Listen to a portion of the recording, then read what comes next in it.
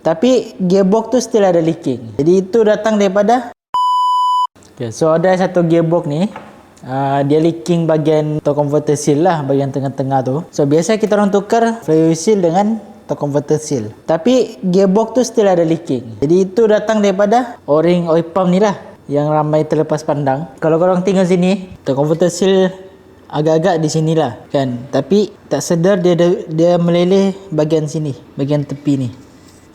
Dari sini meleleh, dari sini meleleh. Dia akan jatuh seumpama macam leaking bahagian torque converter seal. Sekarang ni gearbox alang-alang dah turun. So kita orang akan buat sekali lah. Kita orang dah check semua tu, memang dia ada sedikit leaking lah bahagian oil pump o-ring ni. Bila dah ada case macam tu, kita orang akan terus bagi tahu owner untuk recommend tukar sekali. Dia tak jadi dua kali kerja ataupun dua kos untuk settlekan masalah leaking tu. Itu je untuk case AJH 30 ni yang selalu berlaku, masalah leaking bahagian tengah. So kepada korang yang ada masalah gearbox ataupun nak checking, nak buat leaking ke, korang boleh datang ke Transmatic Automotive Session 15 Shah Alam. Kalau ada soalan, jangan lupa klik link di bio. Dan jangan lupa follow page Mechanic Transmission.